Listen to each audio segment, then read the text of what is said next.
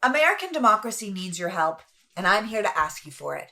Now, I'm going to talk about Wisconsin, but before you check out, because you're like, I don't live in Wisconsin, I don't know anything about Wisconsin, why should I care about Wisconsin?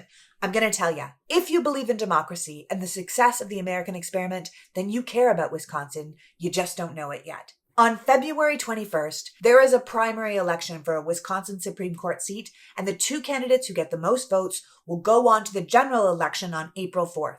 Right now, Wisconsin has the most gerrymandered maps in the country. When you look at voting records in Wisconsin, it is clearly a 50-50 state, if not Democratic leaning. But that is not at all reflected in state politics or policy. Their 4-3 far-right Supreme Court actually were the ones who drew the district maps for the state. So 6 out of the 8 congressional seats went to Republicans, despite the progressive leanings of the state. The court has allowed almost every and all form of voter suppression, so Republicans now control 65% of the state house, despite only having, at best, 50% of the vote. As soon as Roe was overturned, that same 65% immediately reinstated an abortion law from 1849, one of the most extreme in the country. The governor and attorney general sued to get the law removed, but it won't come before the court until August. So who sits on that court will be the difference between life and death for some women in Wisconsin.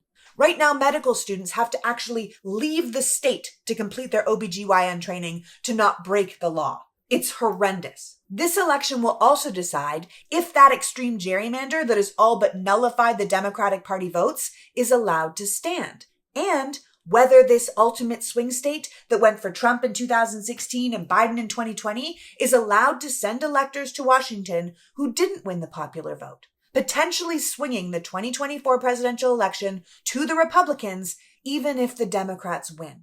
Democracy itself is on the line with this election, not just for Wisconsin, but for the entire nation. Electing a progressive justice to the Wisconsin Supreme Court, one who believes in things like allowing people to vote, bodily autonomy, respecting the will of the voter, would be such an incredible change. If you or your family live in Wisconsin, who wins this seat is the choice between abortion being legal and illegal. It is a difference between your state being gerrymandered against the will of the voters or your state having free and fair elections. If you don't live in Wisconsin, this is a choice between supporting democracy or letting it die. The choice between bodily autonomy or government-mandated pregnancy. And finally, it's a choice between having an honest presidential election in 2024 or the Republicans being allowed to decide who wins, no matter what the votes say.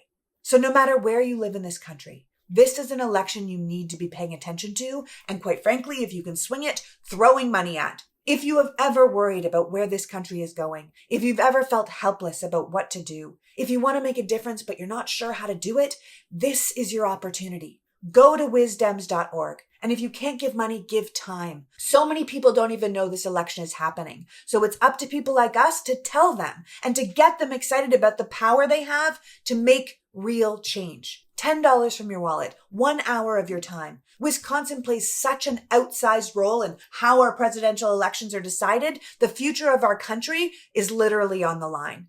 At the end of the day, elections come down to turnout. Turnout comes down to enthusiasm, and enthusiasm comes down to us.